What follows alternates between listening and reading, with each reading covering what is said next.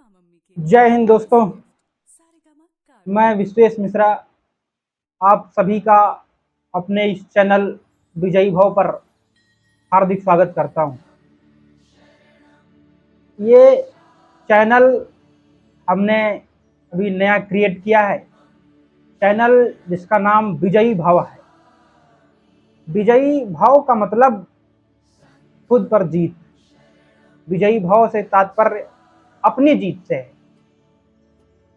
तो मैंने अपना ये चैनल क्रिएट किया है विजयी भाव के नाम से, और हम इस चैनल पर जो great personalities in the world, बड़ी बड़ी जो पर्सनालिटीज हैं जिनके बारे में हम अक्सर किताबों में पढ़ते हैं। हम लोग पहले अपने स्कूल में पढ़ा करते थे, एक किताब आती थी महान व्यक्तित्व करके। तो हमारा ये चैनल का उद्देश्य भी यही है कि हम कुछ ग्रेट पर्सनालिटीज के बारे में बात करेंगे। आज का दिन 12 मई 2025 वैशाख पूर्णिमा का दिन है। बुद्ध पूर्णिमा भी कहते हैं इसको। तो हमने सोचा क्यों ना बुद्ध से ही शुरुआत की जाए, भगवान गौतम बुद्ध। तो आज हम गौतम बुद्ध के बारे में कुछ बात करेंगे, इनके जीवन की कुछ चीज़ों को जानने का प्रयास करेंगे। जो हमने अभी बात कही कि जो हमारी श्रृंखला होगी, जो हमारी सीरीज होगी, great personalities in the world. Personalities को हिंदी में विभूतियां कहते हैं।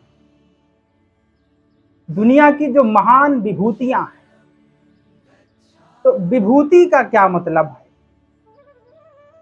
विभूति मतलब होता है, जिसको अगर हम लोग इसका विच्छेद करें तो वी का मतलब विशेष, और भू एक धातु है संस्कृत का, जिसका मतलब होता है होना।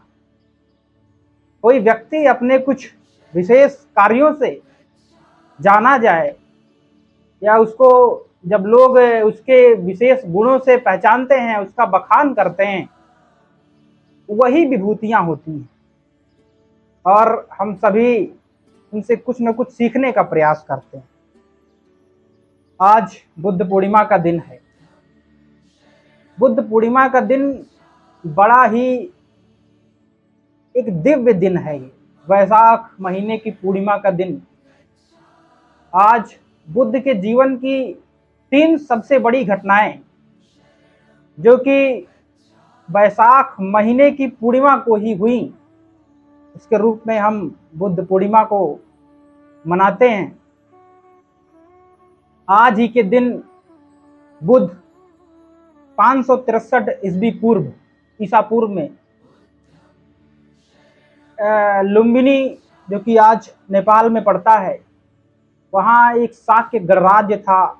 वहाँ के राजा शुद्धोधन के यहाँ अपनी माता महामाया के गर्भ से जन्म लेते हैं।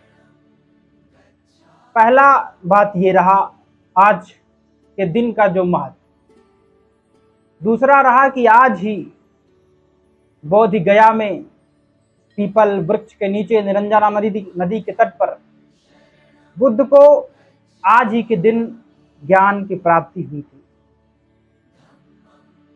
उसके बाद आज ही का वो दिन था जिस दिन उनकी मृत्यु हुई, या फिर उन्हें निर्वाण प्राप्त हुआ, जिसे हम महापरिनिर्वाण के नाम से भी जानते हैं। तो आज का दिन ये बड़ा विशेष दिन है। वैशाख है। वैशाख की जब बात करें तो आज की जो जनरेशन है, जेनजी जनरेशन है, मैं भी इसी जनरेशन का हूँ, आप ही की तरह।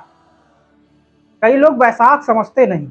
उनसे अगर बात की जाए शुद्ध हिंदी में चैत को लेकर के, वैशाख, जेठ, आषाढ़, वो तो भला हो हमारी दादी का, जिन्होंने हमको सिखाया, संस्कृत में सिखाया जो है कि चैत्रा वैशाखा ज्येष्ठ आषाढ़ श्रावण भाद्रपद आश्विन कार्तिक मार्गशीर्ष माघ पौषा फाल्गुन, 12 महीनों के नाम। हिंदी में हम लोग पहले ही पढ़ा करते थे, चैत वैशाख जेठ आषाढ़ सावन भादो कुवार कार्तिक अगहन पूस माघ फागुन। और आज जनजी की जनरेशन है, मैं भी इसी का हूँ, लेकिन उन्हीं का भला हो कि उन्होंने सिखाया तो मैं समझता हूँ। बहुत से लोग हम में और आप में समझते होंगे वैशाख का क्या मतलब है, तो इनको भी समझना है। आज वैशाख और पूर्णिमा है, पूर्णिमा अमावस्या ये सब तिथियां तो हम लोग समझते रहते हैं। तो कहानी शुरू करते हैं। गौतम बुद्ध की 563 ईसा पूर्व जन्म लेते हैं लुम्बिनी में, राजा शुद्धोधन के यहाँ माता महामाया देवी। और जब इनका जन्म हुआ उसी समय शुद्धोधन को किसी महान संत ने बताया, आपका पुत्र या तो फिर बहुत बड़ा राजा बनेगा या तो फिर एक बहुत बड़ा संत बनेगा।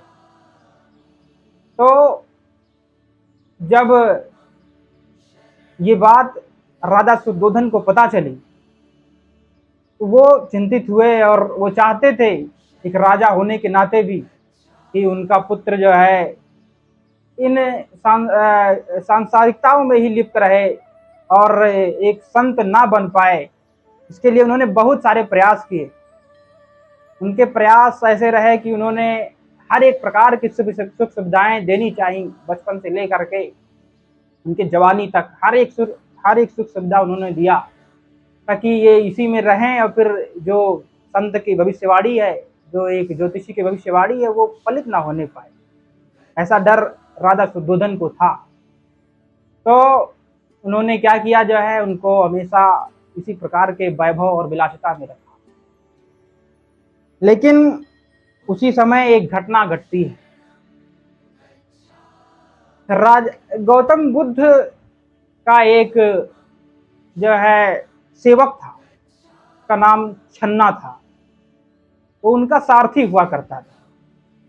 तो एक बार ऐसे ही गौतम बुद्ध जो है एक राजकुमार होने के नाते, उनके बचपन का नाम सिद्धार्थ था, तो सिद्धार्थ ऐसे ही अपने नगर भ्रमण के नाते कि थोड़ा नगर का भ्रमण किया जाए, लोगों के बारे में जाना जाए, जनता किस चीज़ की मांग करती है, क्या चाहती है, उनकी कमियों को जाना जाए, निकले अपने सारथी छन्ना के साथ। रास्ते में कुछ घटनाएं होती हैं, कुछ विशेष घटनाएं घटती हैं जो कि बुद्ध को बहुत प्रभावित करती हैं।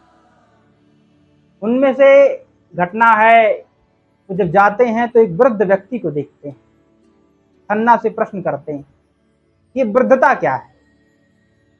छन्ना उनको जवाब देता है। फिर आगे बढ़ते हैं, एक रोगी मिलता है, वो उसको भी देखकर छन्ना से प्रश्न करते हैं कि रोग क्यों होता है, क्या हर एक व्यक्ति को इस जीवन में रोग झेलना पड़ेगा। और छन्ना उनको संतोषजनक उत्तर देता है, लेकिन उनके मन में कहीं ना कहीं वो कमी, ये जीवन है, उसके बाद भी यहाँ पर इतने सारे कष्ट। तीसरा व्यक्ति उनको एक शव के रूप में मिलता है, एक लाश जाती है। लाश देख करके वो बड़े जो है दुखी होते हैं, उसमें भी छन्ना से सवाल करते हैं, छन्ना से उत्तर पाते हैं, लेकिन संतुष्ट नहीं होते। मन में उसी समय कहीं एक विरक्ति का भाव उपजता है उनके अंदर। फिर उनको आखिरी में एक सन्यासी से मुलाकात होती है, सन्यासी से मिलते हैं वो।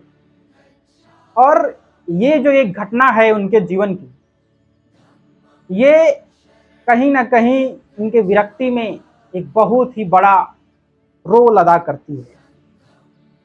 अब उनका मन इस सांसारिकता से ऊब चुका था, अब वो विरक्त होना चाहती। तो कहानी है कि 29 साल की उम्र में, उसके पहले उनकी शादी भी करा दी जाती है एक बहुत ही सुंदर स्त्री के साथ, जिसका नाम यशोधरा। उनसे उनकी शादी भी करा दी जाती है। उनका एक पुत्र भी रहता है 6-7 वर्ष का, जिसका नाम राहुल। लेकिन उसके पश्चात भी ये घटना जो कि उनके अंदर विरक्ति का भाव पैदा करती है कि संसार में कुछ भी सदैव के लिए नहीं है। मनुष्य का शरीर नाशवान है, कुछ भी सदैव के लिए नहीं। ये जो घटना, जो चार व्यक्ति उनके मिलते हैं, ये उन्हें बड़ा ही अंदर तोड़ देती है। इसके बाद हम लोग देखते हैं कि उनका उम्र 29 साल की उम्र में वो रात के समय उनका सारथी, वही छन्ना, उनकी मदद करता है और एक घोड़ा जिसका नाम कंटक, उस पर बिठाकर बहुत ही शांति से उन्हें अपने राज्य से बाहर ले जाता है। वो उसकी अपनी सीमाएं रहीं, वो भी एक कर्तव्य परायण व्यक्ति था, अपनी मालिक का वफादार था, तो उसने वैसा किया जैसा उन्होंने कहा। अब 29 साल की उनकी आयु और अपनी पत्नी और अपने एक छोटे पुत्र यशोधरा और राहुल को छोड़कर तो विरक्ति की मार पर वो सत्य की खोज में निकल गए। फिर 35 वर्ष की उम्र में उनको बोधि गया में ज्ञान की प्राप्ति होती है। ज्ञान की प्राप्ति उनको होती है और उनके पिता सुद्धोधन ने किसी से उनको एक संदेश भिजवाया था कि अब आप जब बुद्ध बन चुके हैं, ज्ञान की प्राप्ति हो चुकी है, तो उसके बाद एक बार मुझसे मिलने जरूर आइए। तो वो पुनः कपिलवस्तु जाते हैं और कपिलवस्तु जब जाते हैं तो वो यशोधरा से भी मिलते हैं। यशोधरा उनसे मिलने नहीं जाती, जब वो आते हैं तो उनसे मिलने वो स्वयं नहीं जाती, वो प्रतीक्षा करती है कि अभी वो आएंगे। यशोधरा की भी एक अलग कहानी है। हमारे हिंदी साहित्य के बहुत बड़े जाने माने पुरोधा, कवि, लेखक जयशंकर प्रसाद, उनकी एक रचना है यशोधरा। बड़ा विशद वर्णन करते हैं यशोधरा के विरह का, बहुत ही विशद वर्णन करते हैं जयशंकर प्रसाद।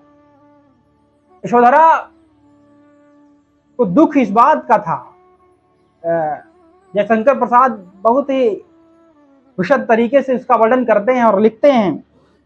यशोधरा कहती हैं कि सिद्ध हेतु स्वामी गए यह गौरव की बात, सिद्ध हेतु स्वामी गए यह गौरव की बात, पर चोरी चोरी गए यही बड़ा व्याघात।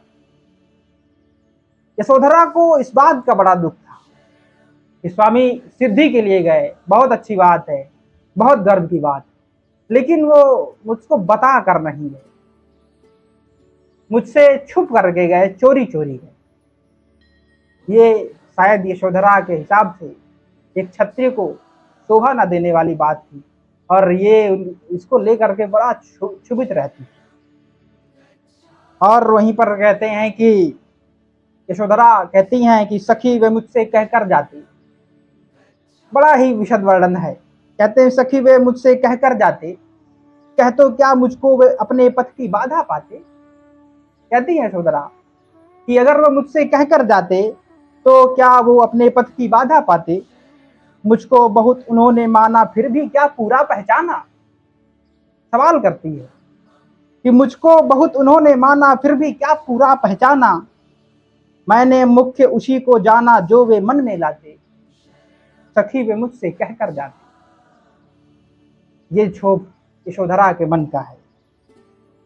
स्वयं सुसज्जित करके क्षण में प्रीतम के प्राणों के प्रण में हमें भेज देती है रण में, छात्र धर्म के नाते सखी वे मुझसे कहकर जाते। ये दुख यशोधरा का है। यशोधरा फिर आते हैं गौतम बुद्ध और यशोधरा भी बाद में उनकी भिक्षुड़ी बन जाती हैं और उनसे जो है दीक्षा लेती हैं। ये इतनी कहानी रही गौतम बुद्ध की। गौतम बुद्ध ने शिक्षाएं उनकी आज तो हम लोग बहुत याद रखते हैं। उन्होंने 4 आर्य सत्य कहे कि दुख है, दुख का कारण इच्छा है, उसका निवारण है, दुख का निवारण है। और दुख दूर करने का उपाय उन्होंने दिया अष्टांगिक मार्ग। अष्टांगिक मार्ग उनका दिया एक नियम है जो कहता है कि सम्यक दृष्टि, सम्यक संकल्प, सम्यक वाणी, सम्यक आजीविका, सम्यक कर्म, सम्यक प्रयास, सम्यक स्मृति और सम्यक समाधि को लेकर इतने चीजों में अगर हम सम्यक रहें, सम्यक का मतलब राइट, हम सही रहें, तो फिर अपने जीवन को हम आसानी से मोक्ष पा सकते हैं और निर्वाहन कर सकते हैं। पहला उपदेश उन्होंने सारनाथ में दिया, जो कि धर्म चक्र प्रवर्तन के नाम से जाना जाता है। जब घर से निकले तो उसको महाभिनिष्क्रमण कहते हैं। जब वो बुद्ध क्या नाम है कुशीनगर में अपनी 85 या 90 वर्ष की उम्र में उनको निर्वाण प्राप्ति होती है, उसको महापरिनिर्वाण कहा जाता है। तो आज का दिन, बुद्ध पूर्णिमा का दिन बुद्ध को समर्पित है। हमारी इस श्रृंखला में जो कि अभी हमने शुरू किया है, great personalities in the world, इसमें सबसे बड़ी पर्सनालिटी जो कि आज हमने जाना, गौतम बुद्ध। गौतम जो शब्द है, गौतम का अर्थ होता है, गो का अर्थ होता है इंद्रियों, इंद्रियों से, और तम मतलब इससे दूर चले जाना, इंद्रियों से परे हो जाना। हालांकि गौतम तो उनकी एक गोत्र थी और वो सिद्धार्थ से बुद्ध बनते हैं। हमारा पूरा जीवन इनसे ये सीख लेता है, गौतम बुद्ध का पूरा जीवन हमको ये सीख देता है कि सिद्धार्थ से गौतम बनना है, सिद्धार्थ से बुद्ध बनना है।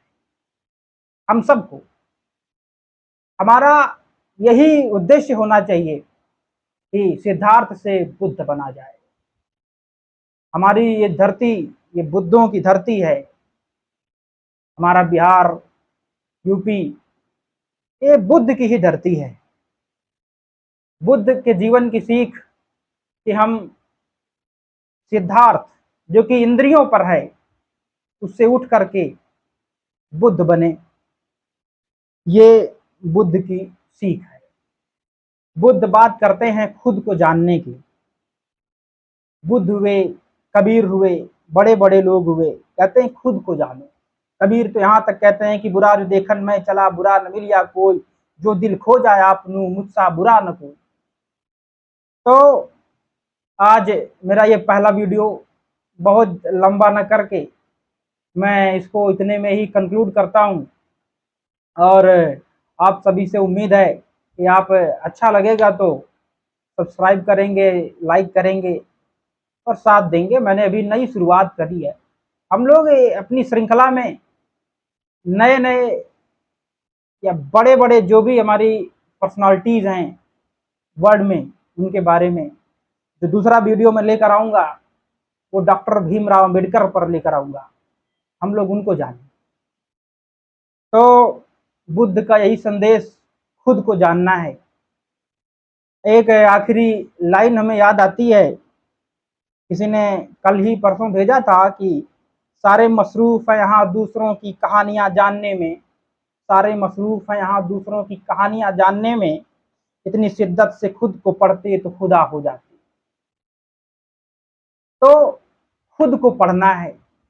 अल्टीमेट बात यही है कि हमें खुद को जानना है और सबको बुद्ध बनना है।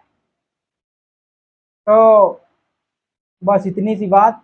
और आज अपनी इस विजयी भाव के great personalities in the world की श्रृंखला में मैं आपसे विदा चाहूँगा। और आखिरी में एक ही बात की विजयी भाव, शुभकामना मेरी तरफ से सबको कि विजयी भाव। जय।